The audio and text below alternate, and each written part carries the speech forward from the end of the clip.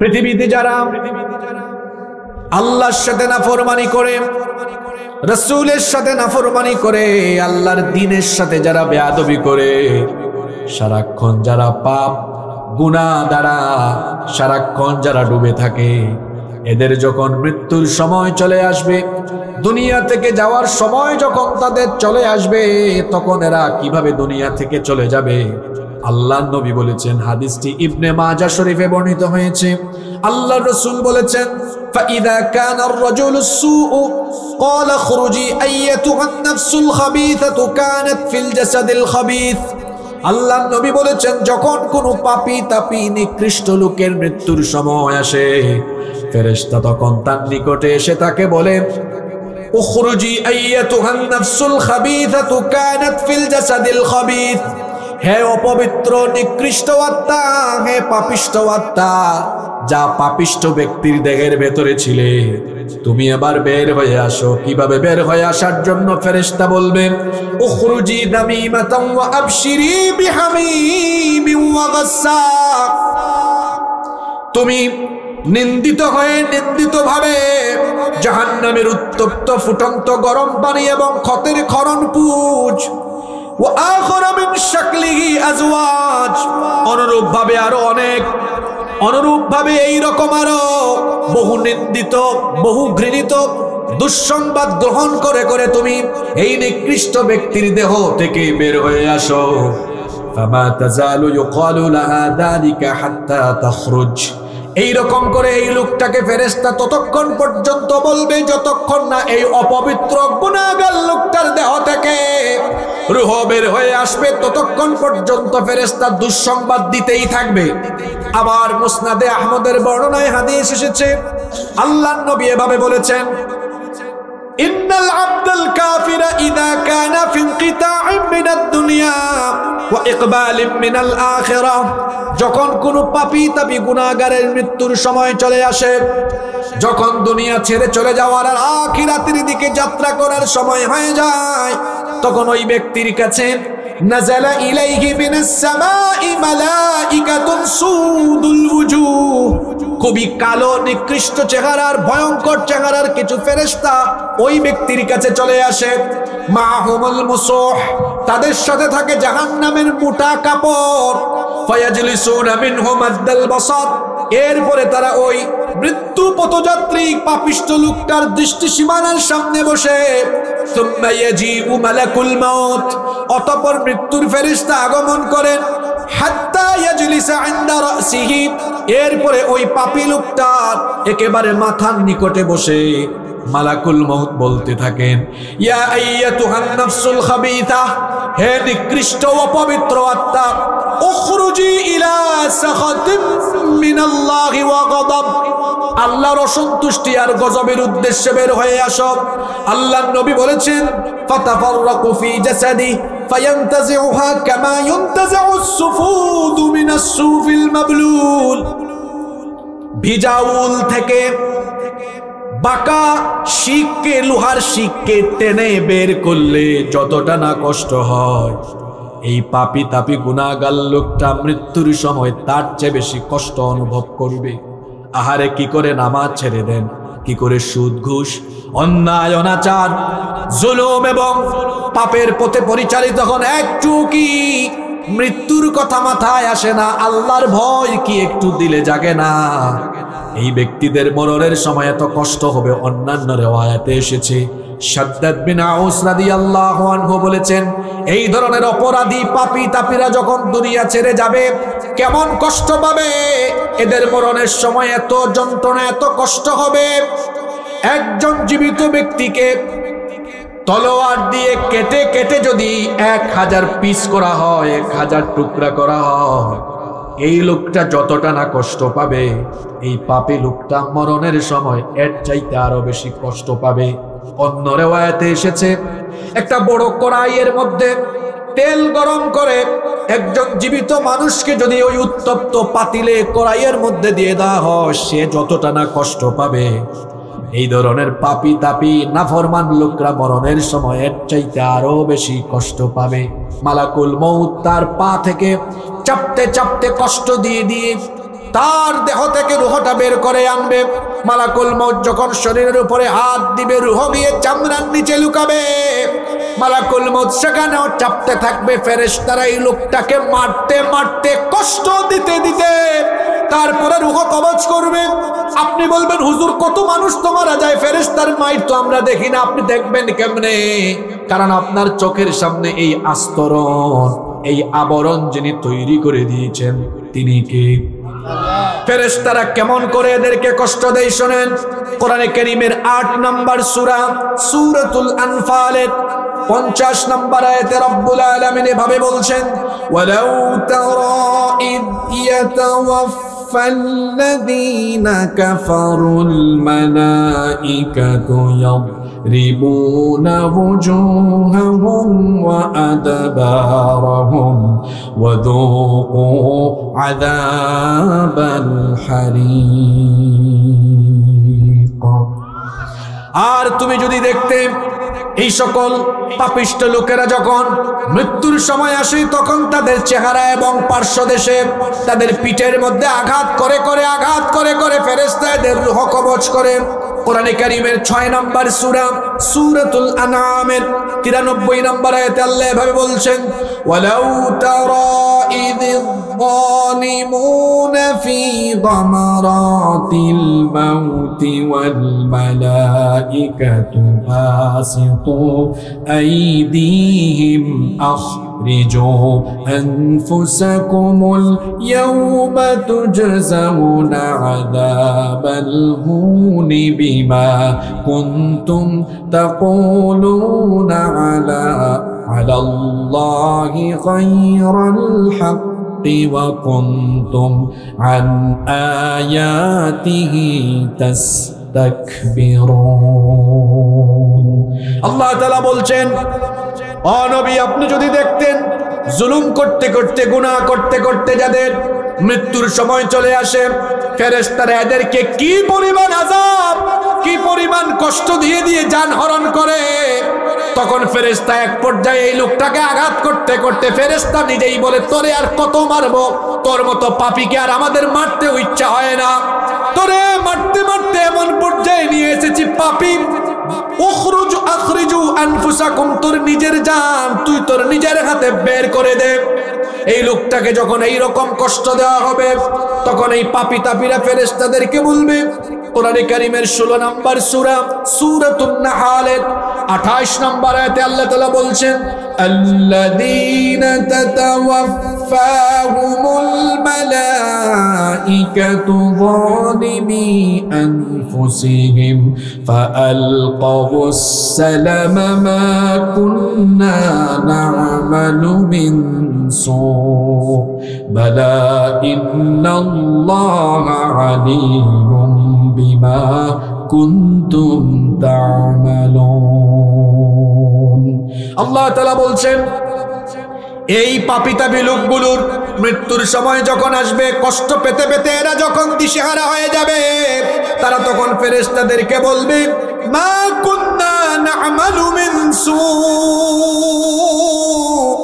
আমরা তো কোনো গুনাহ করি নাই, কেন আমাদের উপরে এত অত্যাচার করছো, কষ্ট দিচ্ছ, আযাব দিচ্ছ? এদেরকে তখন বলা হবে, বালা ইন্নাল্লাহা আলীমুম বিমা কুনতুম তা'মালুন, অবশ্যই তোমরা যা কিছু করেছো, দুনিয়াতে যত আকাম কুকাম করেছো, যত পাপ করেছো, সেগুলো আর কেউ না জানলেও সকল পাপের খবর যার কাছে আছে, গলার আওয়াজ বড় করে বলেন তিনি কে? এই পাপী তাপী লোকেরা বুঝে ফেলবে আজকে আর তার বাঁচার কোনো উপায় নাই, তখন সে অসহায় হয়ে যায়। অসহায়ত্বের সময় তার পরিস্থিতি কেমন হয়, এই অবস্থাও আল্লাহ কোরআনে কারীমে এভাবে তুলে ধরেছেন। কোরআনে কারীমের 75 নম্বর সূরা সূরাতুল কিয়ামা এর 26 নম্বর আয়াত থেকে আল্লাহ বলছেন, কাল্লা ইযা বালাগাতিত তারাকিয়া ওয়া কিলা মান রাক ওয়া যান্না আন্নাহুল ফিরাক ওয়ালতাফাতিস সাকু বিস সাকি ইলা রাব্বিকা ইয়াউমাইযিনিল মাসাক। আল্লাহ তাআলা বলছেন কখনো নয়, যখন এদের প্রাণ একেবারে গলা পর্যন্ত রূহ চলে আসবে, তাকে বলা হবে ওয়াকিলা মান রাক, কে আছে আজকে তোমাকে বাঁচানোর, কে আছে ঝাড়ফুঁক করার, কে আছে আজ তোমাকে রক্ষা করার। সেই দিন কি দুনিয়া থেকে চলে যাওয়া এই লোকটাকে কেউ বাঁচাতে পারবে নাকি? পুরুষের মতো জবাব দেন, বলেন কেউ কি বাঁচাতে পারবে নাকি? ওয়াদান্না আন্নাহুল ফিরাক, এই লোকটা বুঝে ফেলবে আজকে আর আমার রক্ষা নাই, সে বুঝে ফেলবে আজকে আমার দুনিয়া থেকে চলে যাওয়ার দিন।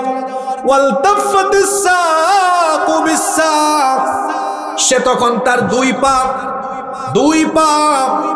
খুলে দিবে, মৃত্যুর জন্য প্রস্তুত হয়ে যাবে। সে বুঝে ফেলবে আজকের এই দিন হলো ইলা রাব্বিকা ইয়াউমাইযিনিল মাসাক,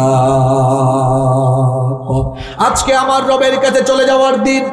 এইভাবে করে এই পাপী তাপী লোকটাকে কষ্ট দিয়ে দিয়ে, আযাব দিয়ে দিয়ে, জান কবজ করার পরে চোখের পলক ফেলতে যতটা সময় লাগে তার চাইতে আরো কম সময়ে ফেরেশতারা এবার এই লোকটার সেই নিকৃষ্ট আত্মাকে জাহান্নামের নিকৃষ্ট কাফনের মধ্যে মুড়াবে।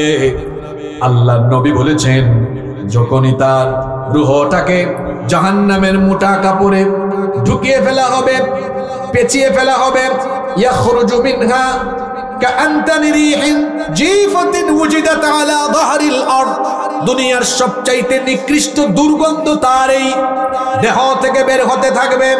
যখনই ফেরেশতারা রওনা করবে, তখন অন্যান্য ফেরেশতারা জিজ্ঞেস করবে কোন নিকৃষ্ট লোকটার দেহ নিয়ে যাচ্ছ? ফেরেশতারা পরিচয় করায় দিবে, হাদা ফুলান ইবনে ফুলান, এই লোকটা হলো অমুক এলাকার অমুকের ছেলে অমুক। এই লোকটা বড় নিকৃষ্ট ছিল, পাপী ছিল, গুনাহগার ছিল, এমন কোনো গুনাহ নাই যে গুনাহ সে করে নাই। এইভাবে করে তার দুর্নাম ফেরেশতারা ছড়াতে থাকবে। যেতে যেতে যেতে যেতে লোকটার দেহ নিয়ে যখন প্রথম আসমানের দরজায় যাওয়া হবে, ফেরেশতারা বলবে আসমানের দরজা খুলে দাও। প্রথম আসমানের ফেরেশতারা বলবেন কখনো নয়, এই পাপীর জন্য আসমানের দরজা খোলা হবে না। এর জন্য আজকে আল্লাহর আসমানের দরজা খোলার কোনো অনুমতি নাই। আল্লাহ তাআলা কোরআনে কারীমে কথাটা এইভাবে বলেছেন। কোরআনে কারীমের 7 নম্বর সূরা সূরাতুল আরাফের 40 নম্বর আয়াতে আল্লাহ বলছেন, লা তুফাত্তাহু লাহুম আবওয়াবুস সামাই ওয়া লা ইয়াদখুলুনাল জান্নাতা হাত্তা ইয়ালিজাল জামালু ফি সাম্মিল খিয়াত। উটের ছিদ্র, সুইয়ের ছিদ্র দিয়ে, বাবারা ভাইয়েরা একটু জুড়ে বলেন তো দেখি, সুইয়ের ছিদ্র বড় না ছোট? আপনারা সুই বলেন তো আপনাদের এলাকায় নাকি? আমাদের তো সিলেটে বাড়ি, আমাদের সিলেটে বলে ফুইস। সিলেটে কি বলে? আমার মাত আপনারা বুঝতে না, ইতা মা তো খুব সাংঘাতিক, বেড়াছাড়া লাগে জীব, আপনারা খুব কঠিন ভাষা। তো আমাদের সিলেটে সুইকে কি বলে এটা শিখাই যায় আপনাদেরকে। ফুইস কি বলে? ফুইস ফুইস। আল্লাহ বলেছেন, লা তুফাত্তাহু লাহু আবওয়াবুস সামাই ওয়া লা ইয়াদখুলুনাল জান্নাতা হাত্তা ইয়ালিজাল জামালু ফি সাম্মিল খিয়াত। সুইয়ের ছিদ্র দিয়ে উট প্রবেশ করা সহজ নাকি? সুইয়ের ছিদ্র দিয়ে তো এত বড় উট প্রবেশ করতে পারবে না। আল্লাহ তাআলা বলছেন, সুইয়ের ছিদ্র দিয়ে উট প্রবেশ করা যেমন অসম্ভব, এই পাপী তাপীদের জন্য তাদের মরণের পরে তাদের জন্য আসমানের দরজা খোলাও তাদের জন্য অসম্ভব, এবং কি জান্নাতে ঢোকাও তাদের জন্য অসম্ভব। ফেরেশতারা বলবে, এই পাপী লোকটার দেহকে নিয়ে সিজ্জিনে রেখে দাও। সিজ্জিন কোন জায়গা? সিজ্জিন হলো যেখানে পাপী তাপীদের রূহকে সংরক্ষণ করে রাখা হয়। এইভাবে করে পাপী তাপী গুনাহগারদেরকে কষ্ট দিয়ে দিয়ে, আযাব আর যন্ত্রণা দিয়ে দিয়ে, যার হুকুমে জান কবজ করা হবে তিনি কে? এমন মৃত্যু থেকে আল্লাহ সবাইকে হেফাজত করেন। আরো আসতে বলেন আমিন। এটা হলো পৃথিবী থেকে চলে যাওয়ার 1 নাম্বার ধরন। খুব আযাবের সাথে, কষ্টের সাথে, যন্ত্রণার সাথে। খবরদার, এটা তো সবার হাতেই আছে। এটার কথা কেন বলছি জানেন?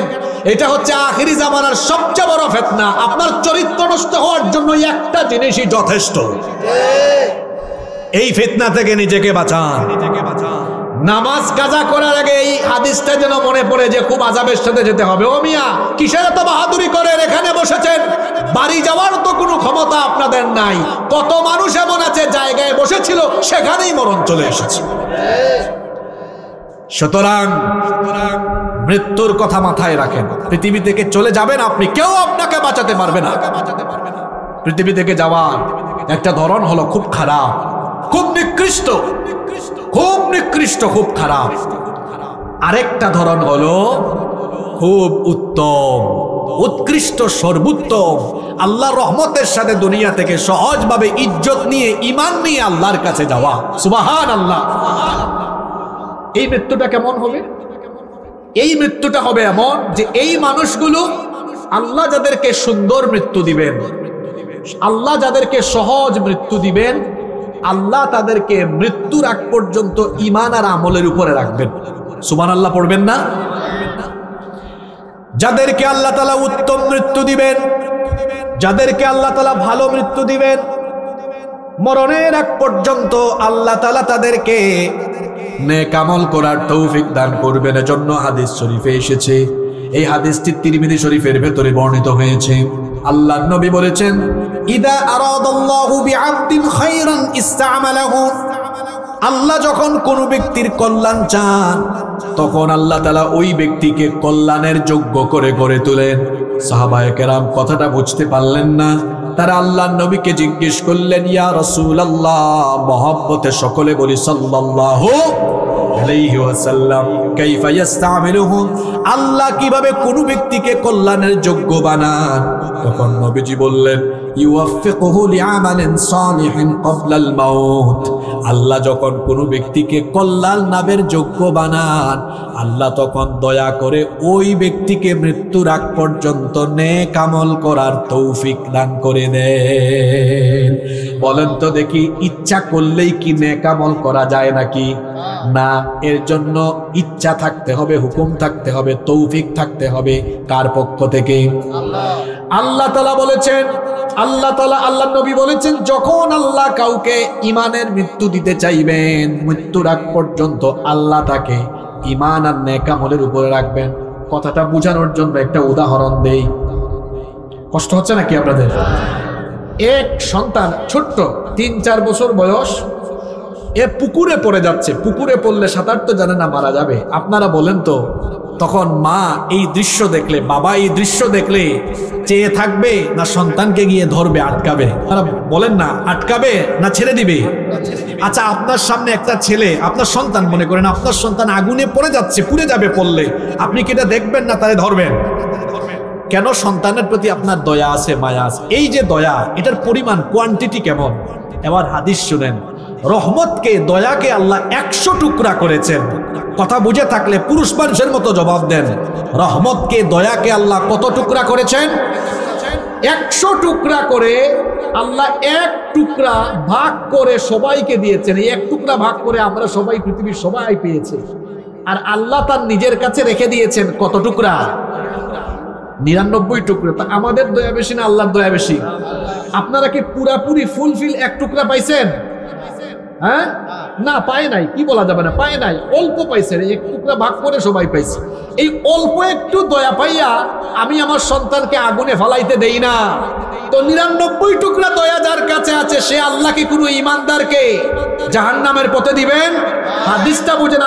আল্লাহ নবী বলেছেন, আল্লাহ যদি কোনো বান্দাকে ভালোবেসে ফেলেন, ওই বান্দাকে আল্লাহ জাহান্নামের পথে দিবেন না। আল্লাহ দয়া করে তারে টেনে এনে জান্নাতের পথে যাওয়ার জন্য নেক আমলের তৌফিক দিয়ে দিবে। আল্লাহ, তুমি আমাদেরকে তাদের কাতারে শামিল করে দাও। এই ধরনের নেককার ব্যক্তিরা যারা ঈমান আর আমলের উপরে টিকে থাকে, এদের যখন মৃত্যুর সময় আসবে, কেমনে তাদের মৃত্যু হয় শুনেন। মুসনাদে আহমদের মধ্যে হাদিস এসেছে, আল্লাহর নবী বলেছেন, ইন্নাল আবদাল মুমিনা ইদা কানা ফি ইনকিতাইম মিনাদ দুনিয়া ওয়া ইকবালিম মিনাল আখিরাহ। এই সকল ইমানদারদের মৃত্যুর সময় যখন আসে, দুনিয়া থেকে চলে যাওয়ার সময়, আখিরাতে গমনের সময় যখন চলে আসে, নাযালা ইলাইহি মিনাস সামাই মালাইকাতুম বিদুল বুজুহ, তখন তার সামনে জান্নাতের সুন্দর সুন্দর চেহারা বিশিষ্ট ফেরেশতারা আগমন করে। আর এই ফেরেশতাদের চেহারার সৌন্দর্য কেমন আল্লাহর নবী বলেছেন, কাআন্না ওয়ুজুহাহুমুশ শামস, তাদের চেহারা এত আলোকিত, এত সৌন্দর্যমণ্ডিত যে তাদের সামনে যদি আকাশের সূর্য থাকে, তাদের চেহারার সৌন্দর্যে সূর্যের আলো ম্লান হয়ে যাবে। এই রকম ফেরেশতারা এই নেককার লোকটার মৃত্যুর সময় আগমন করবে। মাআহুম কাফানুম মিন আকফানিল জান্নাহ, তাদের সাথে থাকবে জান্নাতের তৈরি কাফন। ওয়া হানুতুম মিন হানুতিল জান্নাহ, তাদের সাথে থাকবে জান্নাতের উত্তম সুগন্ধি। এরপরে হাত্তা ইয়াজলিসু মিনহু মাদ্দাল বাসার, এই জান্নাতি ফেরেশতারা লোকটার দৃষ্টি সীমানার সামনে বসবে।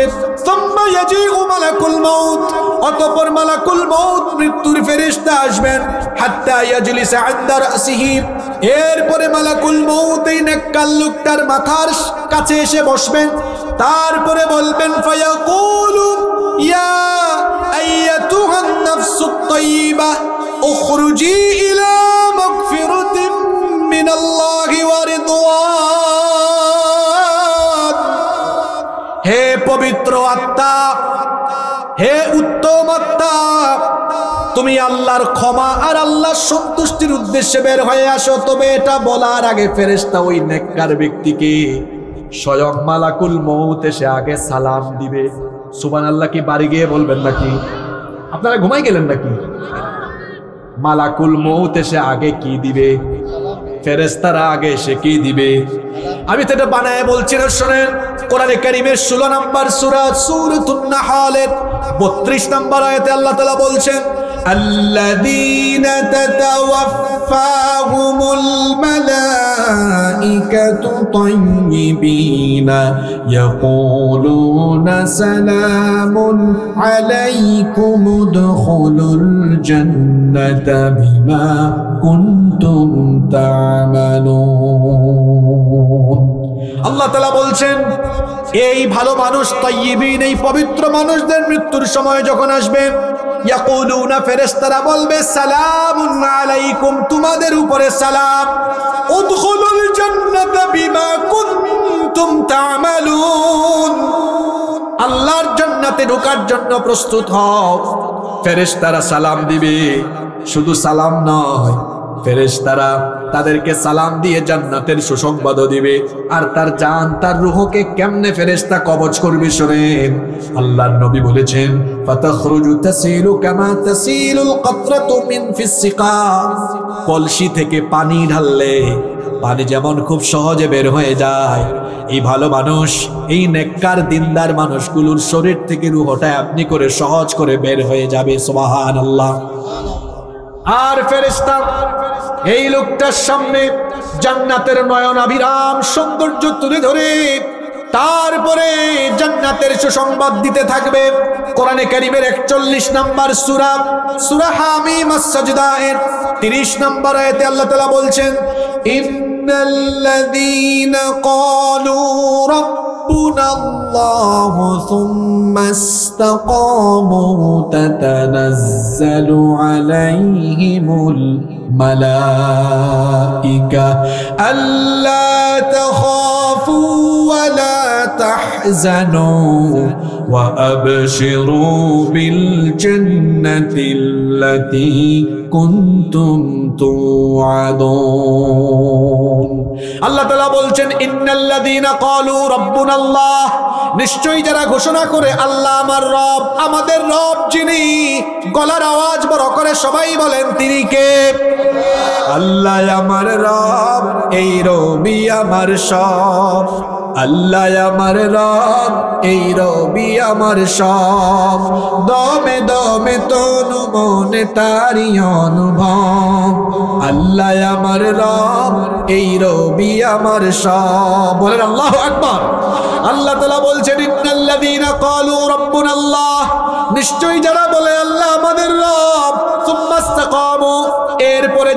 যেমন আল্লাহর দ্বীনের উপরে অটল অবিচল থাকে, তাতানাজ্জালু আলাইহিমুল মালাইকা, এদের মরণের সময় ফেরেশতা নাজিল হয়ে বলতে থাকে, আল্লা তাখাফু ওয়া লা তাহজানু ওয়া আবশিরু বিল জান্নাতিল্লাতী কুনতুম তুআদুন। ও আল্লাহর বান্দা, তোমার জন্য কোনো ভয় নাই, তোমার জন্য কোনো চিন্তা নাই, টেনশন নাই, তুমি আল্লাহর জান্নাতের সুসংবাদ গ্রহণ করো। একটা শিশু বাচ্চা কান্না করলে তার মা এসে তাকে বুকে নিলে সে যখন দুধ পান করে, দুধ পান করতে করতে সে যখন আরাম করে, সে যেমন ঘুমায় যায়, নেককার মানুষরা মৃত্যুর সময় ফেরেশতা এসে যখন তাদের চোখের সামনে আল্লাহর জান্নাতের দৃশ্য তুলে ধরবে আর জান্নাতের সুসংবাদ দিবে, এই নেককার মানুষরা তখন জান্নাতের দৃশ্য দেখতে দেখতে আরাম করে চিরতরে ঘুমায়া যাবে। আল্লাহ তাদের কাতারে আমাদেরকে শামিল করে দিও। আরো আসতে বলেন আমিন। এই লোকদের রূহ কবজ করে ফেলার পরে চোখের পলক ফেলতে যত দেরি হয়, তার চেয়ে আরো কম সময়ে এবার জান্নাত থেকে নিয়ে আসা জান্নাতি কাফনের মধ্যে এই নেককার ব্যক্তিদের রূহটাকে পেঁচিয়ে ফেলা হবে, আর এই রূহ থেকে দুনিয়ার সবচাইতে শ্রেষ্ঠ সুগন্ধ বের হতে থাকবে। সুবহানাল্লাহ। যখন তাকে নিয়ে আসমানের পানে রওনা করা হবে, ফেরেশতারা জিজ্ঞেস করবে, এটা কে? এর থেকে তো সুগন্ধি বের হয় কেন? তখন পরিচয় করে দেওয়া হবে, হাদা ফুলান ইবনে ফুলান, এ হলো ওই এলাকার অমুক ব্যক্তির ছেলে অমুক। মানুষটা বড় ভালো ছিল, আজান হলে সবার আগে নামাজ, আব্বা আম্মার খেদমত করতো, সুদ খাইতো না, ঘুষ খাইতো না, ওজনে কম দিত না, পাপ করতো না, জুলুম করতো না, কোনো অন্যায় বিচার করতো না, লোকটা বড় নেককার ছিল। এই রকম করে ফেরেশতা তার সুনাম করতে করতে করতে করতে উপরের দিকে আসমানের দিকে যেতে থাকবে। আল্লাহু আকবার। প্রথম আসমানে যখন যাওয়া হবে, অনুমতি চাওয়া হবে, এক এক করে সব দরজা খুলে দেওয়া হবে। এই নেককার লোকটার দেহ নিয়ে 7 আসমানের উপরে ইল্লিন নামক একটা জায়গা আছে। ইল্লিন এটা আবার কি? এটা হলো নেককার ব্যক্তিদের রূহ রাখার জায়গা, আর পাপীদের রূহ রাখার জায়গার নাম হলো সিজ্জিন, এটা হলো নিচে, আর ইল্লিন হলো উপরে। আল্লাহ আমাদের সবাইকে ইল্লিনে শামিল করে দিও, বলে না আমিন। ইল্লিনের মধ্যে আছে নবী, সাহাবী, তাবেঈ, তাবেতামি, নেককার দিনদার মানুষদের রূহকে ইল্লিনে রেখেছেন কি? আল্লাহ আমাদেরকে ইল্লিনে শামিল করে দিও, বলে না আমিন। এরপরে বলা হবে, কবরে রাখার সাথে সাথে তার রূহটা আবার ফিরিয়ে দাও, কারণ কবরের জগৎ আছে না নাই? এইভাবে করে নেককার দিনদার লোকদের দেহকে যখন ইল্লিনের মধ্যে রিসিভ করা হবে, তখন এই লোকটাকে ফেরেশতারা এমন করে ওয়েলকাম করবে। কোরআনে কারীমের 89 নম্বর সূরা সূরাতুল ফজরের 27 নম্বর আয়াত থেকে আল্লাহ বলছেন, লোকটাকে তখন বলা হবে, এই আয়াতটা অনেকের মুখস্থ আছে, যারা পারেন আমার সাথে মহব্বতে পড়েন। তাকে বলা হবে, ইয়া আইয়াতুহান নাফসুল মুতমাইন্নাতু রজিই ইলা রাব্বিকি রাদিয়াতাম মারদিয়াহ ফাদখুলি ফি ইবাদি ওয়াদখুলি জান্নাতি। বলা হবে, হে প্রশান্ত আত্মা, হে পবিত্র আত্মা, ইরজিই ইলা রাব্বিকি রাদিয়াতাম মারদিয়াহ, তোমার রবের সন্তুষ্টির উদ্দেশ্যে ফিরে আসো। ফাদখুলি ফি ইবাদি ওয়াদখুলি জান্নাতি, আমার নেককার বান্দাদিগের সাথে জান্নাতে ঢুকায় তুমি জান্নাতে শামিল হয়ে যাও। আরো আসতে বলেন সুবহানাল্লাহ।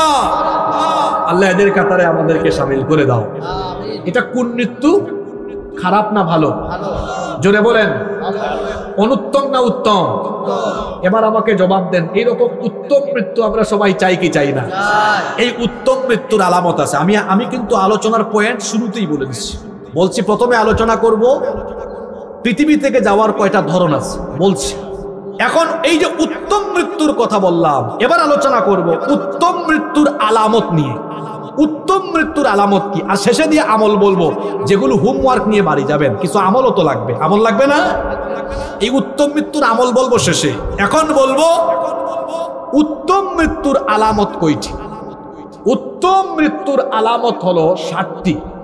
কথা বুঝে থাকবে বলেন, উত্তম মৃত্যুর আলামত মোট কয়টি? আপনারা আসেন না ঘুমাই গেছেন? মূল কথা এখন আসবে। এখন দেখবেন আপনার গ্রামে সমাজে আপনার দেশের সাথে অনেক কথা একদম খাপে খাপ মিলে যাবে। ঘুমায় গেছেন নাকি? উত্তম মৃত্যুর আলামত কয়টা? নাম্বার 1, 1 নাম্বার উত্তম মৃত্যুর একটা আলামত হলো, আল্লাহ তো উত্তম মৃত্যু আল্লাহর পছন্দের বান্দাদেরকে দেন। এজন্য মরণের আগ পর্যন্ত এই লোকটার জীবনকে আল্লাহ বালা মুসিবত আর বিপদ দিয়ে ভরপুর করে রাখেন। মনে রাখবেন, আদ-দুনিয়া সিজনুল লিল আদ-দুনিয়া সিজনুল লিল মুমিন ওয়া জান্নাতুল লিল কাফির। দুনিয়া হলো মুমিনের জেলখানা আর কাফিরের জন্য কি? জান্নাত, বেহেশত। আমরা যারা ইমানের পথে আছি আমরা জানি ইমানের পথ কণ্টকাকীর্ণ, কাটায় ঘেরা, রক্তমাখা পিচ্ছিল পথ। আমরা জানি এটা কুসুমাস্তীর্ণ বা ফুল বিছানো নয়। ইমানের পথে চললে বাধা বিপত্তি, জুলুম, নির্যাতন, জেল, জুলুম, আয়নাঘর, ফাঁসি, মৃত্যুর পথে হাঁটতে হবে। এটা জেনে শুনেও আমরা এই পথে জন্য হাঁটি। এটা জান্নাতীদের পথ, এটা রসুলের পথ, এটা শহীদদের পথ। এজন্য এই পথে যত বাধা বিপত্তি আসে আমরা ভয় পাই না, কারণ আমরা ঈমান এনেছি, শাহাদাতের তামান্না রেখেছি। এই জন্য কোন জালেমের সামনে আমরা মাথা নুয়াতে জানি না। হ্যাঁ দাঁড়ান ভাই, এখন স্লোগান দিয়ে টায়ার্ড হইয়েন না, কারণ সামনে স্লোগানের আরো বহুত সুযোগ পাবেন। আগে যদি টায়ার্ড হয়ে যান পরে তো একদম গুমরা মুখে বসে থাকবেন। কষ্ট হচ্ছে আপনাদের? কষ্ট পাইছেন আপনি? আমি আপনারই সুযোগ দিব, আমি টার্গেট করে রাখছি আপনাকে। তবে উনি একদিক দিয়া সফল শ্রোতা। কেন? একটা ক্লাসে অনেক ছাত্র থাকে কিন্তু শিক্ষকের মনোযোগ আকর্ষণ সবাই করতে পারে না। এই মাহফিলেও হাজার হাজার শ্রোতা আছে, কিন্তু এই ভাই কৌশল করে কিন্তু আমার টার্গেট নিয়ে ফেলছে। এই জন্য শ্রোতাও খুব কৌশলী শ্রোতা। আল্লাহ আমার ভাইকে কবুল করে। সম্মানিত ভাইয়েরা, সম্মানিত বাবারা, বলছিলাম উত্তম মৃত্যুর প্রধান আলামত হলো এই লোকটার জীবনে বালা মুসিবত আসবে, কম না বেশি? উত্তম মৃত্যু মানে আপনারা আবার বুঝেন না যে এই লোকের জীবনে রোগ থাকবে না, কষ্ট থাকবে না, বিপদ আসবে না। লোকটার ফাঁসিও হতে পারে। আপনি বাহ্যিক দৃষ্টিকোণ থেকে ভাবতেছেন লোকটার খুব কষ্ট হয়েছে, আসলে না, এটা উত্তম মৃত্যুর আলামত। কারণ আল্লাহ যাকে ভালোবাসেন যত বেশি তাকে পরীক্ষায় ফেলেন তত। এটা আমার নিজের বানানো কথা নয়, বুখারী শরীফের হাদিস। আল্লাহর নবী বলেছেন, মাইয়ুরিদিল্লাহু বিহি খাইরান ইউসিবু মিন। আল্লাহ যেই ব্যক্তির কল্যাণ চান, আল্লাহ যেই ব্যক্তির ভালো চান, মঙ্গল চান, ইউসিবু মিন, আল্লাহ ওই ব্যক্তিকে মুসিবত দেন বেশি, দুঃখ দেন, ওই ব্যক্তিকে আল্লাহ কষ্ট দেন, রোগ দেন, ওই ব্যক্তিকে আল্লাহ দুঃখকর পরিস্থিতিতে, নির্যাতনের পরিস্থিতিতে ফেলে দেন। দেখেন তিরমিজি শরীফে আরেকটা হাদিস এসেছে, সাহাবীরা একবার আল্লাহর নবীকে গিয়ে প্রশ্ন করলেন, আইয়ুন নাসি আশাদ্দু বালাআন, সবচাইতে বেশি দুনিয়াতে পরীক্ষার সম্মুখীন হয়েছেন কারা? এই প্রশ্ন করা হলো নবীজিকে। প্রশ্ন করা হলো দুনিয়াতে সবচেয়ে বেশি পরীক্ষা দিয়েছেন কারা? আল্লাহর নবী বললেন, আল আম্বিয়া আলাইহিমুস সালাম। দুনিয়াতে সবচেয়ে বেশি পরীক্ষা দিয়েছেন নবীরা। দুনিয়াতে সবচেয়ে বেশি পরীক্ষা দিয়েছেন কারা? আরো জোরে বলেন কারা? কেমন পরীক্ষা শুনেন। জাতির পিতা ইব্রাহিম আলাইহিস সালাম পরীক্ষা দিতে দিতে আগুনের পরীক্ষা পর্যন্ত দিয়েছেন। জাকারিয়া আলাইহিস সালামের পরীক্ষার কথা জানেন, অনেক নবীকে কাফেরেরা করাত দিয়ে কেটে 2 টুকরা করে দিয়েছে। নবীরা ঈমানি পরীক্ষা দিয়েছেন সবচাইতে বেশি। আমার নবী এমন পরীক্ষা দিয়েছেন, তায়েফের ময়দানে রক্তাক্ত হয়েছেন, উহুদের ময়দানে আমার নবীর দান মুবারক শহীদ হয়েছে। আল্লাহু আকবার। এইভাবে করে নবীরা ঈমানের পরীক্ষা দিয়েছেন সবচেয়ে বেশি। নবীদের পথ যারা অনুসরণ করবে তারাও পরীক্ষা দেওয়া লাগবে। এমন পরিস্থিতি আসবে বাড়িতে থাকা যাবে না, মামলা হয়ে যাবে। গত 17 বছর এমন পরিস্থিতি ছিল কি ছিল না? মাহফিলের স্টেজে আসছে, আজকে দেখলাম পুলিশ ভাইরা আছেন, তারা আগেও আসলে ভালো ছিলেন, কি আর করবে, চাপ খাইয়া তারা বিভিন্ন সময় হুজুরদেরকে অ্যারেস্ট করছে। মাহফিলে আসলে তারা আমাদেরকে খালি খুঁচাইতো, হুজুর এইটা বললেন না, ওইটা বললেন না। সময় এখন বদলে গেছে, এখন পুলিশ ভাইরা আসে, হুজুরকে কিছু বলে না, তারাও বসে ওয়াজ শুনে, বাধাও দেয় না। সময়টা কেমনে বদলাইলো দেখেন, পুলিশও এখন জনগণের সাথে ওয়াজ শুনে। ওয়াতিলকাল আইয়ামু নুদাউলুহা বাইনান নাস। আল্লাহ কোরআনে বলেছেন এইভাবে সময়কে পরিবর্তন করে দেন কে? এদেশে ইসলাম থাকবে, ইসলাম বিরোধীরা থাকবে না। কারণ এই দেশে পূর্ব দিকে সূর্য উঠে আজানের ধ্বনি শুনে, আজানের ধ্বনির মাধ্যমে আবার সন্ধ্যাবেলা এই দেশে সূর্য ডুবে। সুতরাং এই দেশে ইসলামকে যারা নির্মূল করতে চাইবে তারা নিজেরা নির্মূল হয়ে দেশান্তরিত হয়ে পালিয়ে যেতে বাধ্য হবে। আমাদেরকে বলে পাকিস্তানি রাজাকার, অথচ তারা আমাদের পাসপোর্টে পাকিস্তানি সিল পায় না, উল্টা তাদের পাসপোর্টে পাওয়া যায় ভারতীয় ইমিগ্রেশনের সিল। তার মানে প্রমাণ হয় আমাদেরকে যারা পাকিস্তানি রাজাকার বলে এগুলো প্রত্যেকটাই এক একটা ভারতীয় রাজাকারের জন্য সেখানেই পালিয়ে গিয়েছে। কষ্ট পেয়েছেন নাকি? উত্তম মৃত্যুর আলামত হলো নির্যাতন আসতে পারে, কষ্ট আসতে পারে, বিপদ আসতে পারে। যদি আবারও এ ধরনের বিপদ মুসিবত নির্যাতন আসে, আমরা কি ভীত হয়ে যাব? আর জোরে বলেন, ভীত হয়ে যাব? আমরা কেন ভীত হব? আমরা কাউকে ভয় পাই না, আমরা মাত্র একজনকে ভয় পাই। তিনি কে? আমরা যখন এই 1-1.5 বছর আগের কথা বলতেছি আর কি, বিরূপ পরিস্থিতি তো আমরা যখন কথা বলেছি, পুলিশের ভাইরা মাঝে মাঝে বলতো, হুজুর আপনারা কি ভয় পান না? আমরা তখন তাদেরকে বলতাম, যদি সম্ভব হয় বুকটা ছিঁড়ে তারপরে দেখেন এই কলিজায় একজনের ভয় ছাড়া আর কারো ভয় আমাদের অন্তরে নয়। আমরা কাকে ভয় পাই? আল্লাহকে যারা ভয় পায় তারা কাউকেই ভয়। আল্লাহ এমন দিল আমাদের দান করে দাও। নবীকে প্রশ্ন করা হলো, কি সবচেয়ে বেশি পরীক্ষা দিয়েছেন কারা? নবী বললেন, কারা? আপনারা কথা বলছেন না কেন? আম্বিয়া, নবী আলাইহিমুস সালাম। এরপরে আল্লাহর নবী বলছেন, সুম্মাল আমসালু ফাল আমসাল। এরপরে মর্যাদার দিক থেকে তাদের পরবর্তীগণ, তারপরে তার পরবর্তীগণ। আল্লাহর নবী বলে দিলেন, ফায়ুবতালার রাজুলু আলা হাসাবি দীনিহি। যার দিনদারিতা যত বেশি, তার ইমানি পরীক্ষার মাত্রাও তত বেশি। ফা ইন কানা দীনুহু সুলবান ইশতাদ্দা বালাউ। যার দিনের উপরে টিকে থাকা যত বেশি, যে ব্যক্তি দিনের উপর টিকে থাকবে তার পরীক্ষার মাত্রাও তত বেশি হবে। ওয়া ইন কানা ফি দীনিহি রিক্কাতান উবতুলিয়া আলা হাসাবি দীনি। যে ব্যক্তির ঈমান হালকা তার পরীক্ষাও হালকা, যার ঈমান শক্ত তার পরীক্ষাও শক্ত। আল্লাহর নবী বলেছেন, যার যার ঈমান অনুযায়ী তারে পরীক্ষা করবেন কে? এখন আপনি বলবেন, হুজুর লোকটারে যদি আল্লাহ ভালো মৃত্যুই দিতে চান তাহলে লোকটাকে আল্লাহ এত পরীক্ষা করেন কেন? রোগবালাই দেন কেন? এত কঠিন পরিস্থিতিতে ফেলেন কেন? দুঃখ দেন কেন? নির্যাতনের পরিস্থিতি থেকে আল্লাহ তাকে হেফাজত করেন না কেন? কেন আল্লাহ তাকে এত কষ্ট দেন?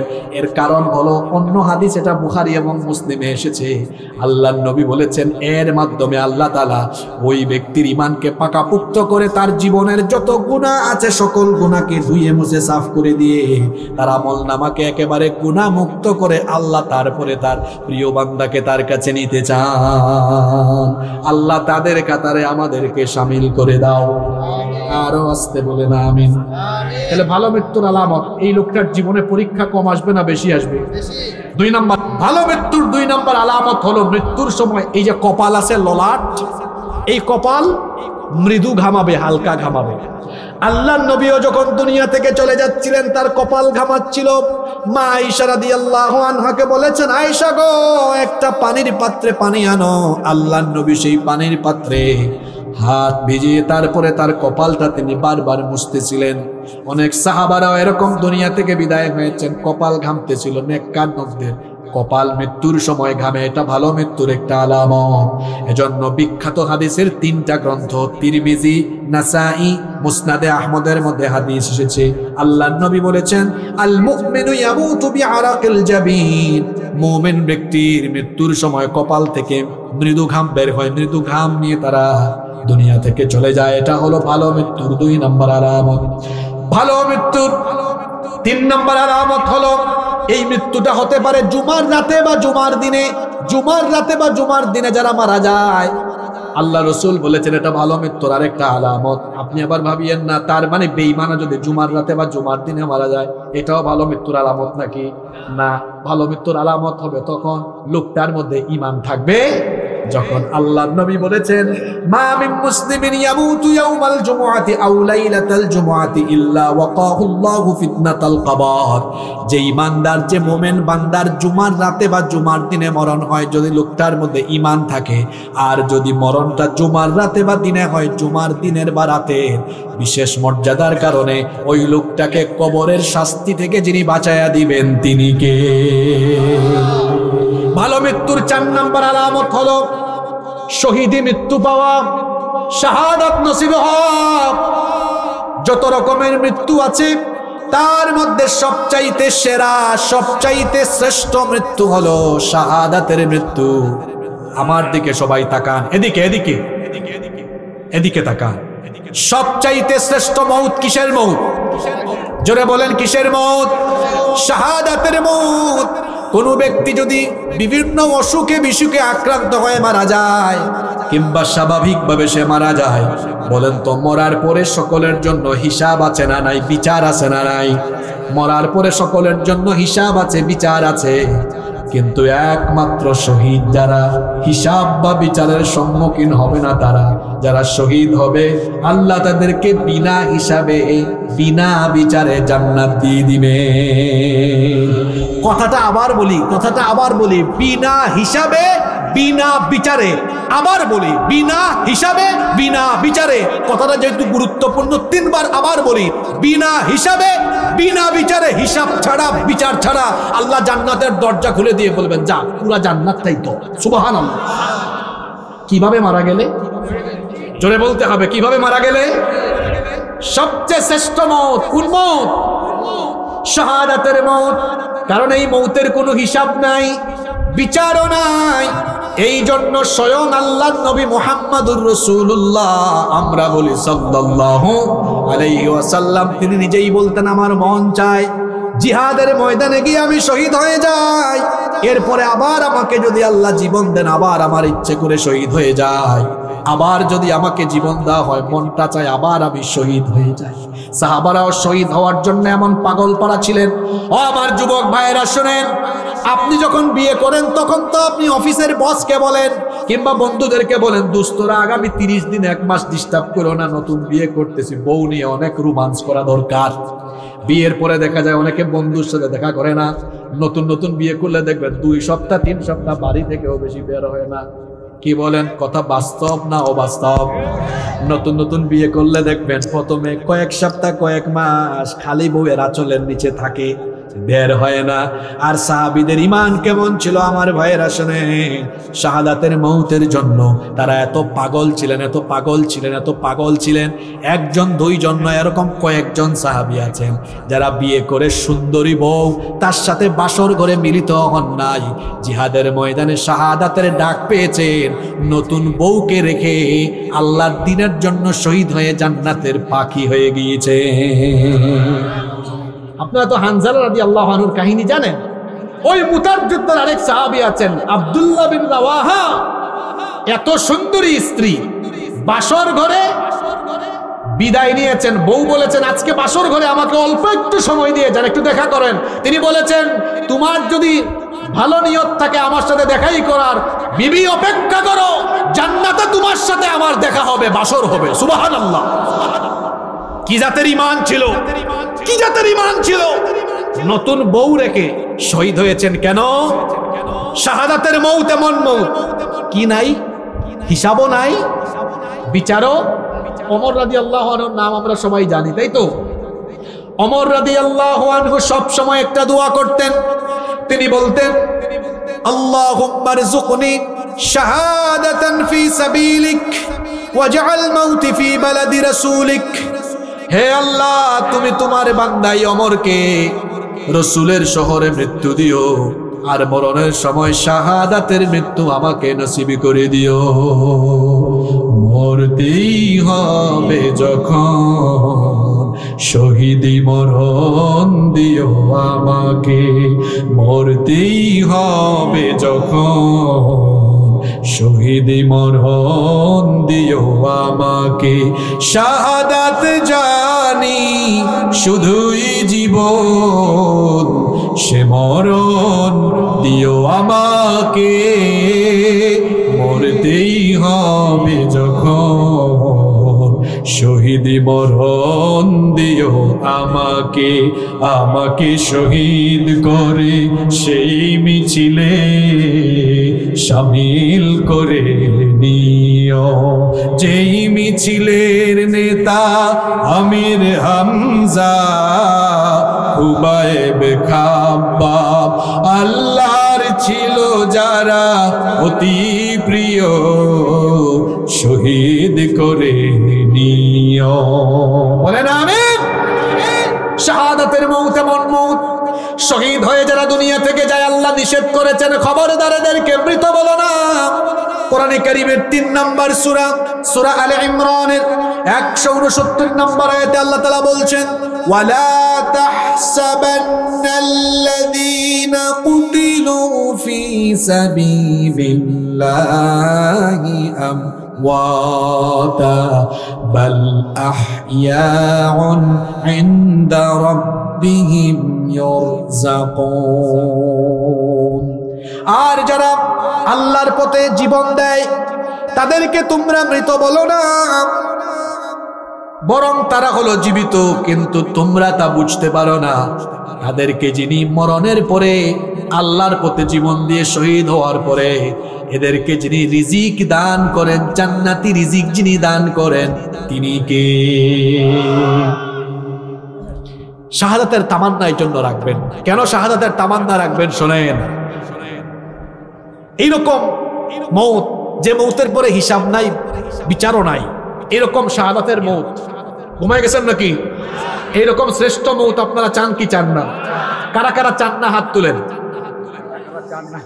ঘুমন্ত পাবলিকদেরকে খুঁজে পাওয়া গেছে। কারা কারা চান এবার হাত তুলেন। হয়েছে? এই দাঁড়ান, তাকবীর দেন, হাতটা একটু বাবারা ভাইয়েরা তুলে রাখেন। সত্যি মন থেকে আশাটা করছেন তো?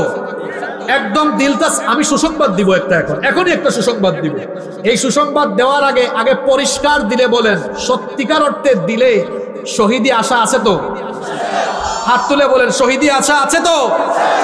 আমি শেষবার বলছি, সুসংবাদটা দেওয়ার আগে দিল সাফ করে বলেন, আজকের এই মাহফিলে সত্যিকার অর্থে বলেন, দিলের মধ্যে শহীদি আশা আছে তো? এবার হাত নামায়া সুসংবাদটা শুনেন। এখন যারা দিল পরিষ্কার করে, অনেক ছেলেদেরকে দেখছি মুস্কি মুস্কি আইছে হাত তুলছে, যারা ঠাট্টা করে হাত তুলছে তাদের হাত তুলছে, তাদের জন্য সুসংবাদটা নয়। কিন্তু যারা সত্যিকার অর্থে দিল থেকে আশা করে হাতটা তুলেছে তাদের জন্য এবার আল্লাহর নবীর সুসংবাদটা আজকে দিয়ে যাচ্ছি। আল্লাহর নবী বলেছেন, মান সাআলাল্লাহু শাহাদাতি বিসিদকিন বাল্লাগাহুল্লাহু মানাজিলাশ শুহাদাই ওয়া ইম্মাতা আলা ফিরাশিহি। আল্লাহর নবী বলেছেন, সত্যিকার অর্থে প্রকৃত পক্ষে যারা দিল থেকেই শাহাদাতের আশা পোষণ করে, এই লোকগুলো যদি জীবনে শহীদ না হয়েও মারা যায়, অন্তরের মধ্যে শাহাদাতের তামান্না থাকার কারণে মৃত্যুর পরে আল্লাহ তাদেরকে শাহাদাতের শহীদি মর্যাদা দান করে দিবে। আজকে যারা পরিষ্কার নিয়তে হাত তুলছেন, আমি আল্লাহর উপর ভরসা করে বলতে পারি, যদি এরা শহীদ নাও হয়, যদি পরিষ্কার দিলে হাত তুলে থাকে, আমি আশাবাদী রাসূলের এই হাদিসের আলোকে প্রত্যেককেই আল্লাহ শহীদি মর্যাদা দিবেন ইনশাআল্লাহ। অন্তরের জন্য আমরা শাহাদাতের তামান্না রাখবো, জোরে বলি ইনশাআল্লাহ। এবার একটু খেয়াল করে শুনেন, আল্লাহর পথে জিহাদের ময়দানে গিয়ে শহীদ না হয়েও এমন কিছু মৃত্যু আছে যে মৃত্যুর মর্যাদা আবার শহীদি মর্যাদা হয়ে যায়। এমন কিছু মৌত আছে, এই পন্থায় যারা মারা যায় এদেরকে শহীদি মর্যাদা দিয়ে দেন কে? এই ধরনের কয়েক প্রকার লোক আছে, শুনেন তারা কারা। মুওয়াত্তা মালিকে আবু দাউদে এই হাদিসটা এসেছে, আল্লাহর রাসূল বলেছেন, আল মাতউন শহীদ। মহামারীতে যারা আক্রান্ত হয়ে মারা যায়, যে সকল ইমানদাররা মহামারীতে মারা যায়, এদেরকে শাহাদাতের মর্যাদা দিবেন কে? 2 নম্বর, ওয়াল গারিক শহীদ। পানিতে ডুবে যারা মারা যায় সেই সকল ইমানদারদেরকে শহীদি মর্যাদা দিবেন কে? এখন আপনারা আবার এই হাদিসটা শুনা আজকে রাতে যাওয়ার সময় পুকুরে ডুব দিয়ে মরে যাইয়েন না, যে হুজুর তো বলছে পানিতে ডুবে মরলেই শহীদ, তো শহীদ হইতে দেরি করবো কেন, আজকেই শহীদ হয়ে যায়। কথা বুঝতে হবে, এটা যদি পরিস্থিতির সম্মুখীন হয়ে কেউ এরকম হয়, এরকম হয় তো মাঝে মাঝে। এক লোক মাহফিলে আসছিল, বুঝছেন, ওয়াজ শুনতেছে, হুজুর পাগড়ির বয়ান আলোচনা করছে। এখন লোকটা যাওয়ার সময় মাঝপথে পড়ে গেছে নদী, করবে কি, কয় পাগড়ির যে ফজিলত শুনছি, এখন পাগড়ি একটু এই জায়গায় বাঁধতেই ফেলি, এরপরে লুঙ্গি খুললা পাগড়ি বাঁধতে ফেলছে মাথায়। একে সঠিক বুঝছে না ভুল বুঝছে? তো এখন আমি হাদিস বললাম, পানিতে ডুবে মরলে শহীদ, যাওয়ার সময় যদি কোনো মহিলা বা কোনো পুরুষ কয় আজকেই শহীদ হইতাম, আজকে রাতেই শহীদ হওয়া লাগবে, এরপরে পানিতে ডুবে মরে, এটা কি সত্যটা বুঝলো না ভুল বুঝলো? এটা হচ্ছে পরিস্থিতি। এমন ভয়াবহ বন্যা আসছে, ডুবের মধ্যে ছিল, ডুবে মারা গেছে। এই যে 2022 সালে সিলেটে বন্যা হয়েছে না, এই যে আবার গত বছর ফেনী, চট্টগ্রাম, নোয়াখালী এইসব অঞ্চলে বন্যা হয়েছে না, এরকম পরিস্থিতি হয়েছে, হঠাৎ করে মারা গেছে। আল্লাহ ইমান থাকলে শহীদি মর্যাদা দিবেন, সুবহানাল্লাহ। হাদিসটা আবারও বলি, আল মাতউনু শাহীদ, মহামারীতে আক্রান্ত হয়ে যে সকল ইমানদাররা মারা যায় তাদেরকে শহীদের মর্যাদা আল্লাহ দান করবেন। 2 নম্বর, ওয়াল গরিকু শাহীদ, যারা পানিতে ডুবে মারা যায় তারাও শহীদ। ওয়া সাহিবু যাতিল জামবি শাহীদ, শত্রুর পক্ষাঘাতে যারা মারা যায় তারাও শহীদ। ওয়াল মাবতুনু শাহীদ, পেটের পীড়ায় যারা মারা যায় তারাও শহীদ। ওয়া সাহিবুল হারিকি শাহীদ, আগুনে পুড়ে যারা মারা যায়, এই সকল ইমানদারদেরকেও শহীদি মর্যাদা দান করেন কে? 6 নম্বর, ওয়াল্লাযী ইয়ামুতু তাহতাল হাদামি শাহীদ, যারা বিল্ডিং চাপা পড়ে, প্রাচীর ধসে বা ভূমি ধসে মারা যায়, এরাও শহীদদেরকে আল্লাহ শহীদি মর্যাদা দিবেন। 7 নম্বর হলো, মহিলা প্যান্ডেলে আমার অনেক মা বোনেরা আছেন, আহারে কত কষ্ট করে আমার মায়েরা পেটে সন্তান ধারণ করেন। এমন বহু মহিলা আছেন, বহু মা আছেন, সন্তান জন্ম দিতে গিয়ে ডেলিভারির সময় অনেক মায়ের মরণ হয়ে যায়। এরকম চিত্র আছে না নাই? আল্লাহর নবী বলেছেন, ওয়াল মারআতু তামুতু বিজুমইন শাহীদ, সন্তান প্রসব করতে দিয়ে যদি কোনো ইমানদার নারী মারা যায়, ওই নারীকেও যিনি শহীদি মর্যাদা দান করে দিবেন তিনি কে? এরকম শহীদের আরো অনেক ধরন আছে, অর্থাৎ এরা জিহাদে শহীদ না হলেও এদেরকে এই সকল মৃত্যুতে ঈমান থাকলে পরে শহীদি মর্যাদা দিয়ে দিবেন কে? আপনাদের মনে হয় খুব কষ্ট হইতেছে, তাই না? আবার শোনেন, ইসলামী রাষ্ট্রে কেউ যদি সীমান্ত পাহারা দেয়, কিংবা কেউ যদি দিন কায়েমের আন্দোলনে প্রয়োজনে যদি তার পাহারার দায়িত্ব আসে, পাহারা যদি দেয়, মুসলিম শরীফের হাদিস, আল্লাহর নবী বলেছেন, রিবাতু ইয়াউমিন ওয়া লাইলাতিন খায়রুম মিন সিয়ামি শাহরিন ওয়া কিয়ামিহি, আল্লাহর রাস্তায় আল্লাহর দ্বীনের জন্য এক রাত বা একদিন পাহারা দেওয়া 1 মাস রোজা এবং 1 মাস তাহাজ্জুদ রাখার চাইতেও আরো উত্তম। সুবহানাল্লাহ। ওয়া ইম্মা তাজরা আলাইহি আমালুহু আল্লাযী কানা ইয়ামালুহু ওয়া উজরিয়া আলাইহি রিজকুহু ওয়া আমিনাল ফাত্তান। আল্লাহর নবী বলেছেন, এই রকম পাহারা দেওয়া অবস্থায় যদি কেউ মারা যায়, তার নেক আমলের ধারা বন্ধ হবে না, এবং এই লোকটাকে সকল ফিতনা থেকে বাঁচিয়ে জান্নাতি রিজিক যিনি দান করবেন, শহীদি মর্যাদা যিনি দান করে দিবেন, তিনি কে? ভালো মৃত্যুর কয়টা আলামত বললাম? 4টা। নাম্বার 5 নম্বর ভালো মৃত্যুর 5 নম্বর আলামত হলো সব সময় নেক আমল করে নেক আমলের উপর টিকে থাকা। আজকে কিন্তু আলোচনার পরে পিছনে আমি আর যাব না, যে পয়েন্টগুলো বলছি, এই পয়েন্টগুলো যদি কেউ বলতে পারে, আলোচনার শেষে তাকে এখানে ডেকে এনে আমার তরফ থেকে পুরস্কার দাও। প্রস্তুত আছেন তো সবাই? পয়েন্টগুলো কিন্তু আমি আর পিছনে ব্যাক যাব না, মনে রাখতে হবে, যে পারবে তাকে পুরস্কার দাও। মনোযোগ আছে তো সবার?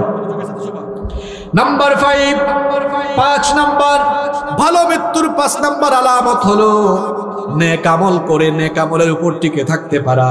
মুসনাদে আহমদে হাদিস এসেছে, আল্লাহর নবী বলেছেন, মান ক্বালা লা ইলাহা ইল্লাল্লাহু ইবতিগাআ ওয়াজহিল্লাহ খুতিমা লাহু বিহা দাখালাল জান্নাহ। আল্লাহর নবী বলেছেন, যেই ব্যক্তি আল্লাহর সন্তুষ্টির জন্য কালেমার ঘোষণা দেয়, আর এই কালেমার উপরে জীবন চালিয়ে যার হোসনে খাতেমা হয়, কালেমার উপরে জীবন পরিচালনা করে যার মরণ হয়, সেই উত্তম মৃত্যুর কারণে তাকে জান্নাত দিবেন কে? আল্লাহর নবী বলেছেন, ওয়ামান সাল্লা সালাতান ইবতিগা ওয়াজহিল্লাহ খুতিমা লাহু বিহা দাখালাল জান্নাহ। যেই ব্যক্তি শুধু আল্লাহর সন্তুষ্টির জন্য নামাজ পড়ে, আপনি এখন মনে মনে বলবেন, হুজুর নামাজ তো সবাই আল্লাহর জন্য পড়ে না, কিছু মানুষ আছে মানুষকে দেখানোর জন্য পড়ে, আর এই ধরনের নামাজে কিন্তু সামনে কয়েক মাস পরে বাড়বে, যখন ইলেকশন আসবে। মানুষকে দেখানোর জন্য অনেকে কিন্তু নামাজ পড়ে, এমন মানুষ আমার সমাজে আছে না নাই? আল্লাহর নবী বলেছেন যারা কেবলমাত্র আল্লাহর সন্তুষ্টির জন্য নামাজ আদায় করে আর এইরকম নামাজি হালতে যার মরণ হয় তাকেও জান্নাত দিবেন কে? এরপরে নবীজি বলছেন ওয়ামান সামা ইয়াওমান ইবতিগা ওয়াজহিল্লাহি খুতিমা লাহু বিহা দাখালাল জান্নাহ, যেই ব্যক্তি আল্লাহর সন্তুষ্টির জন্য রোজা রাখে এই অবস্থায় মরণ হয় তাকেও জান্নাত দিবেন কে? এরপরে নবীজি বলছেন ওয়ামান তাসাদদাকা বিসাদাকাতিন ইবতিগা ওয়াজহিল্লাহি খুতিমা লাহু বিহা দাখালাল জান্নাহ, যেই ব্যক্তি আল্লাহর রাস্তায় দান সদকা করে আর দানশীল হয়ে যেই ব্যক্তি দুনিয়া থেকে চলে যায় সেই ব্যক্তিকেও জান্নাত দিবেন কে? মনে রাখবেন উত্তম মৃত্যুর 5 নাম্বার আলামত হলো নেক আমলের পথে থাকতে পারা, ইমানের উপর থাকতে পারা। তবে এই ইমানের উপর থাকতে হবে একেবারে মরণ পর্যন্ত। এবার একটা ভয়াবহ কথা শুনেন, এমন বহু মানুষ আছে সারা জীবন ইমানের পথে চলছে কিন্তু বিদায়ের সময় বেঈমান হয়ে চলে গেছে, আছে না নাই? বলবেন হুজুর কেমনে গেছে? তাকান আমার দিকে, এখানে ওয়াজ শুনতে আসছে, ভালোই ছিল, নেকামল কামায় গেছে, বাড়িতে গিয়া শয়তানের দুকায় পড়ে, এরপরে যুবক মোবাইল হাতে নিয়ে আজে বাজে ভিডিও দেখা আরম্ভ করেছে, গার্লফ্রেন্ডের সাথে কথা বলা শুরু করে নাপাক শরীরে ঘুমায় গেছে। বলেন তো ছিল ভালো জায়গায়, কিন্তু মরণটা হয়েছে কি ভালোভাবে না খারাপ ভাবে? মনে রাখবেন যে যে অবস্থায় মরবে ওই অবস্থায় হাসরের মাঠে তারে উঠাবেন কে? ও আমার যুবক ভাইরা, কেমনে মোবাইলের ফিতনায় করে গুনাহ করে গান শুনে শুনে গার্লফ্রেন্ডের সাথে কথা বলে বলে কি করে পর্নোগ্রাফিতে আসক্ত হয়ে নাপাক শরীরে ঘুমান, আল্লাহর ভয় কি অন্তরে নাই? ও আমার কলিজার টুকরা যুবক ভাইরা, নাপাক শরীরে কখনো ঘুমাবেন না, কারণ নবীজি বলেছেন মাম্মাতা আলা শাইইন বাআথাহুল্লাহু আলাইহি, যে যে অবস্থায় মরবে নাপাক অবস্থায় মরলে নাপাক অবস্থায় নাপাকীদের সাথে তার হাসর হবে। এই জন্য সবসময় আমরা পবিত্র থাকব। আল্লাহ আমাদেরকে পবিত্র বান্দাদের কাতারে শামিল করে দাও, বলেন আমিন।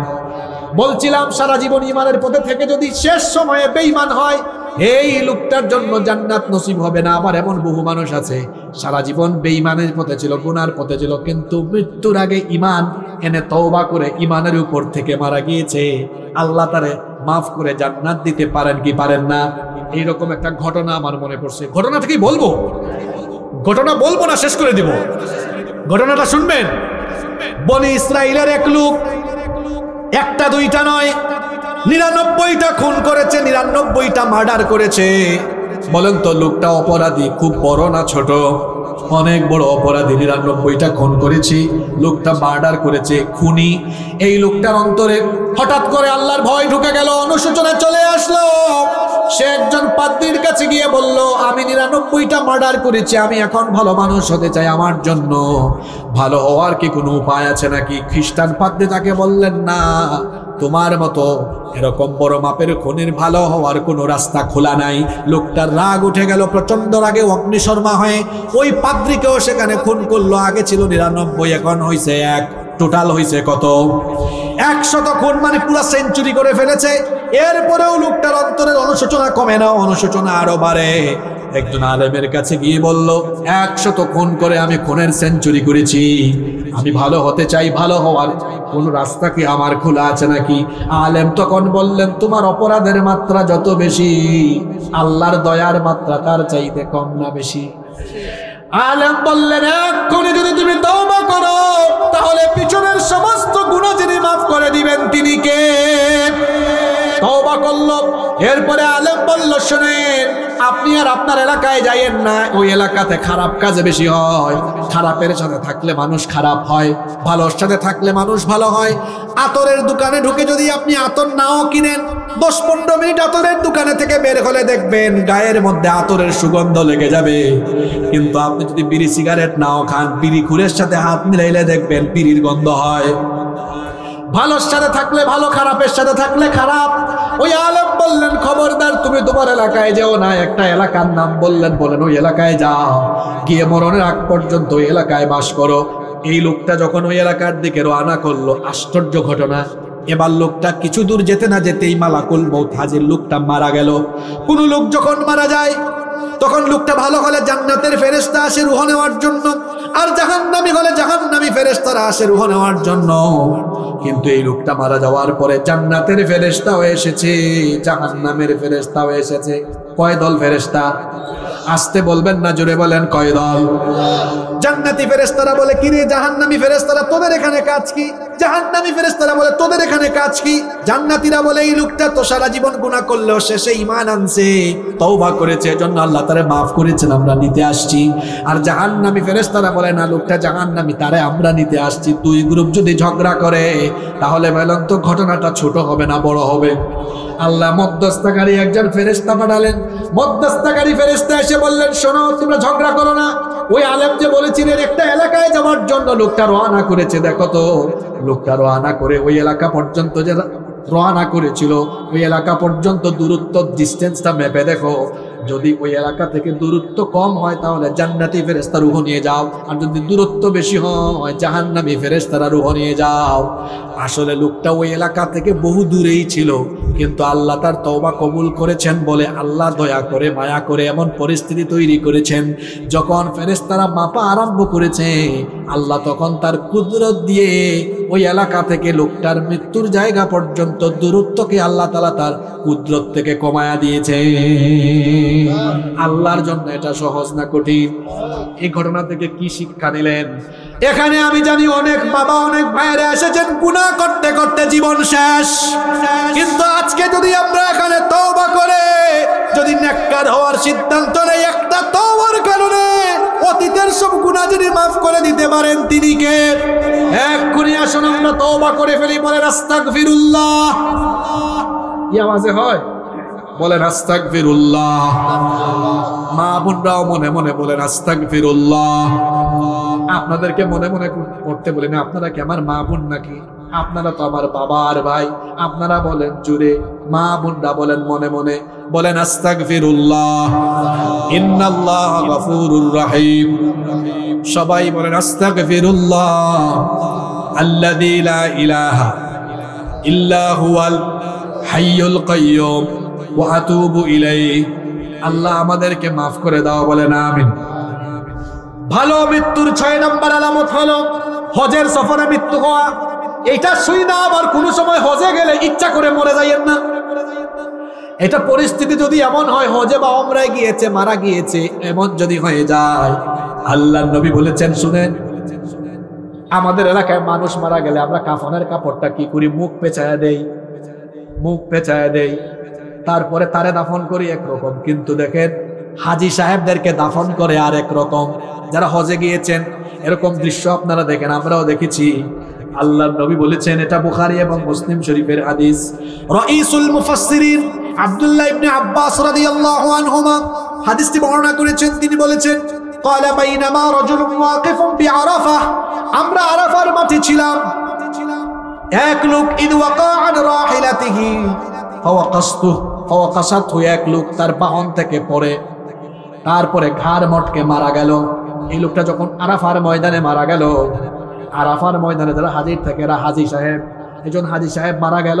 আল্লাহর নবী তখন বললেন, আল্লাহ এখানে তোমার অনেক বান্দা বান্দিরা আছে হজ করতে পারে নাই, যারা যেতে পারে নাই সকলকে তোমার ঘরের মেহমান বানায় দিও, বলেন আমিন। আল্লাহর নবী তখন বললেন, আগসিলুহু বিমাইন ওয়া সিদরিন ওয়া কাফফিনুহু ফি থাওবাইন। খেয়াল করে শুনেন, আল্লাহর নবী বললেন, বড়ই পাতার গরম পানি দিয়ে তাকে গোসল দাও, আর তার জন্য আলাদা কাফনের কাপড় কিনিও না। বলেন তো হজ বা উমরার জন্য ইহরামের কাপড় কয় টুকরা? কয় টুকরা? এক টুকরা, নিচে আরেক টুকরা, উপরে। নবীজি বললেন, এই হাজী সাহেবের জন্য কোনো কাফনের কাপড় কিনিও না, তার শরীরে যে ইহরামের কাপড় ছিল এটাই হবে তার কাফনের জন্য। সুবহানাল্লাহ। শুধু তাই নয়, আল্লাহর নবী বললেন, ওয়ালা তুহান্নিতুহু ওয়ালা তুখাম্মিরুহু রাসাহু, আর এই লোকটার গায়ে কোনো সুগন্ধিও মাখায়ও না। আমরা তো স্বাভাবিকভাবে মারা গেলে আতর, গোলাপ জল, অনেক কিছু দেই। নবীজি বলেছেন, এই হাজী সাহেবকে কোনো সুগন্ধি দিও না, এমনকি তার মাথাকেও পেঁচাইও না, ঢেকে দিও না। আপনাদের এলাকায় কেউ মারা গেলে মাথা ঢাকা হয় কি ঢাকা হয় না?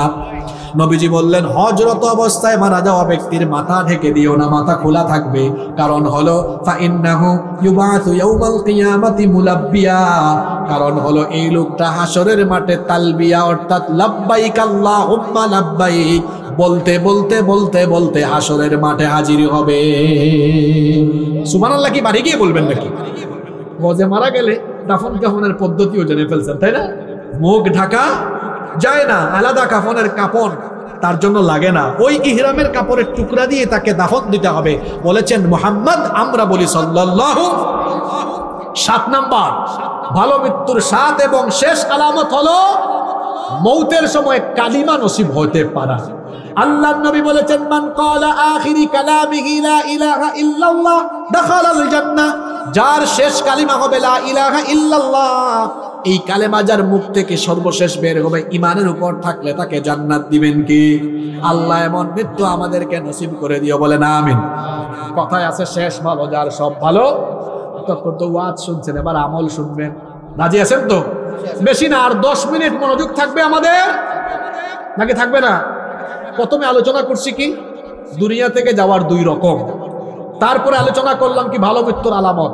এবার বলেন আপনারা ভালো মৃত্যু চান কি চান না? এবার শেষে আমরা সংক্ষেপে 7-8 মিনিটে আলোচনা করব ভালো মৃত্যুর জন্য কি আমল লাগে। ভালো মৃত্যু কি এমনি এমনি পাওয়া যায়? ভালো মৃত্যুর জন্য আমল করতে হবে। ভালো মৃত্যুর 6টা আমল বলে যাচ্ছে। কয়টা আমল? জোরে বলেন কয়টা? ভালো মৃত্যুর 6টা আমল। 1 নাম্বার নামাজ এবং যত ধরনের নেক আমল আছে কোন নেক আমল ছেড়ে না যাওয়া। মনে রাখবেন, একজন মুমিনের জন্য ঈমান আনার পরে সবচেয়ে বড় দায়িত্ব এবং কর্তব্য হলো, সবচেয়ে বড় আমলের নাম হলো কি?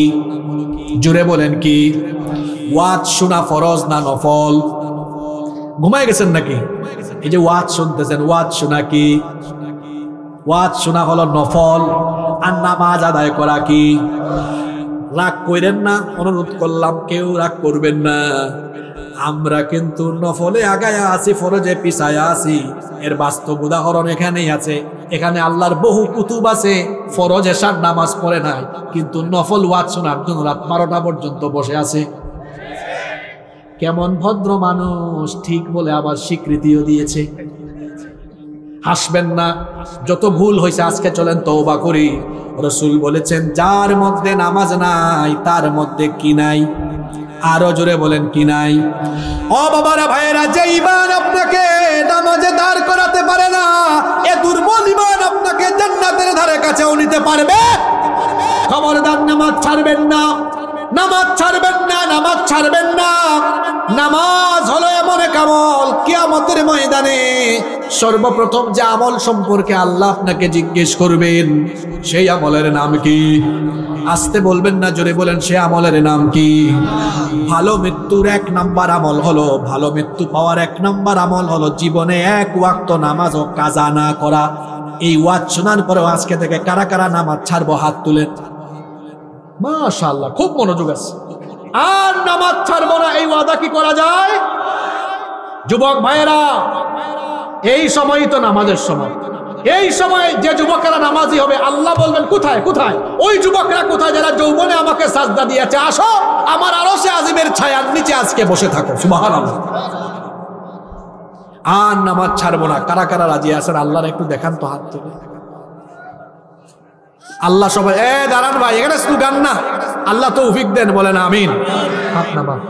ভালো মৃত্যুর 1 নাম্বার আমল নামাজ সহ কোন নেক আমল ছেড়ে না দেওয়া।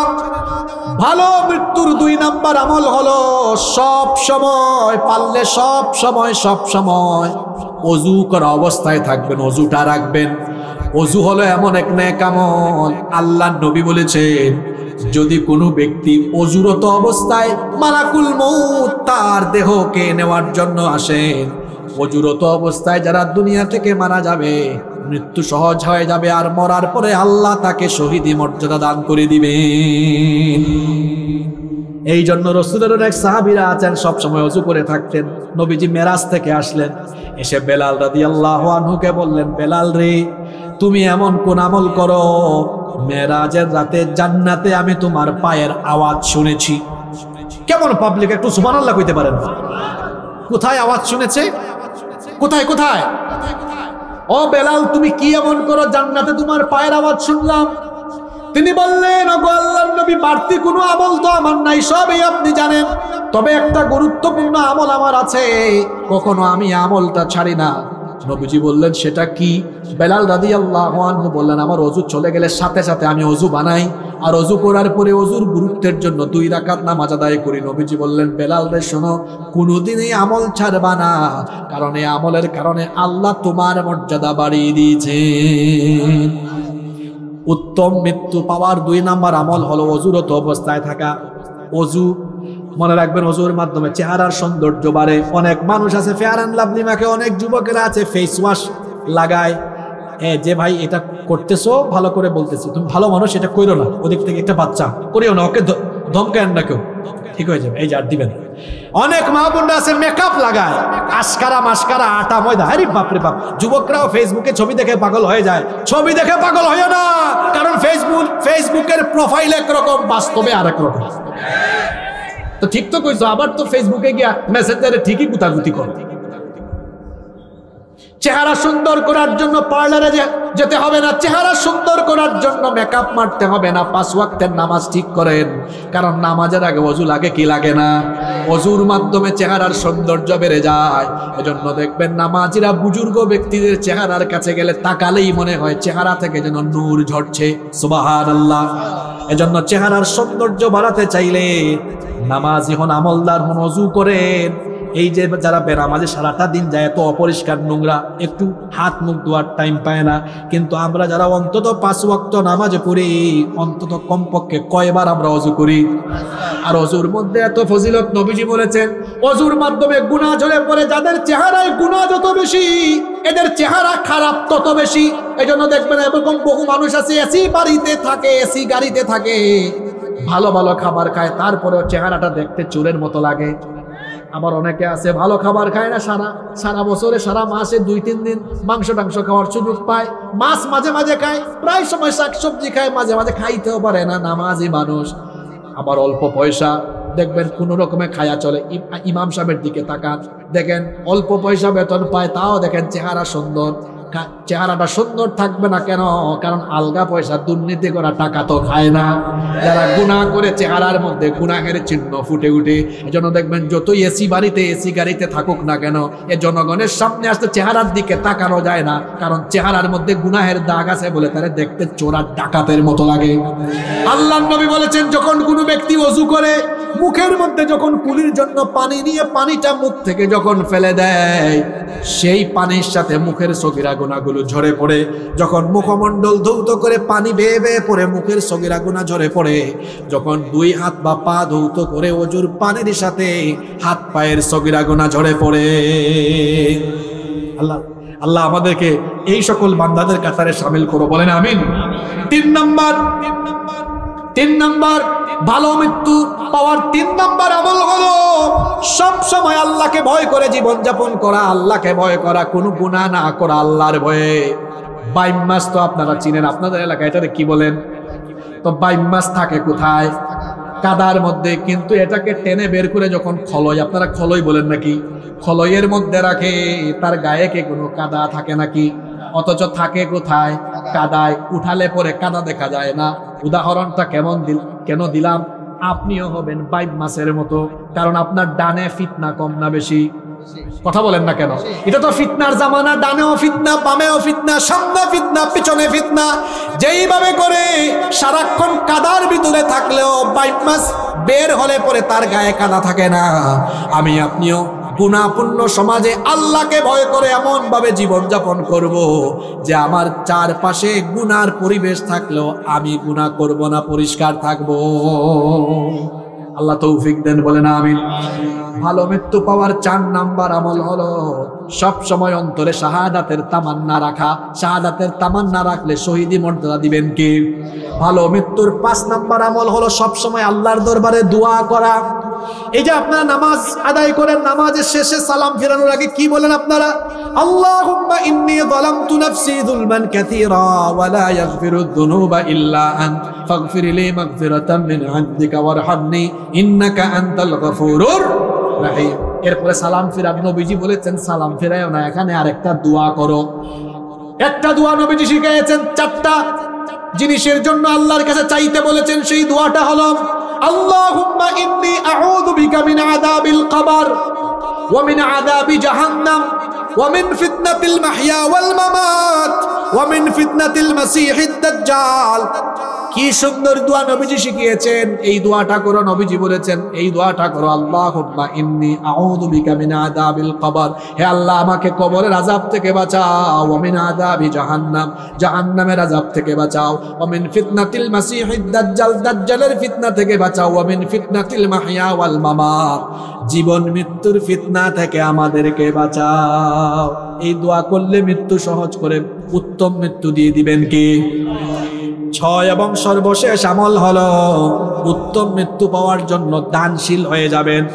এর জন্য নামের আগে দানবীর লাগাইতে হবে এমন না, আপনি সব সময় প্রতিদিন পারলে দান করবেন। কারণ নবীজি বলেছেন আস-সাদাকাতু তাদফাউ মিতাতাসু, নবীজি বলেছেন যারা সদকা করে এদেরকে আল্লাহ তাআলা দয়া করে, এই সকল দুঃখদেরকে খারাপ মৃত্যু থেকে আল্লাহ হেফাজত করেন। আল্লাহ আজকে সবাই এখানে দান করেছে, সবাইকে তুমি উত্তম মৃত্যু নসিব করে দিও, বলেন আমিন।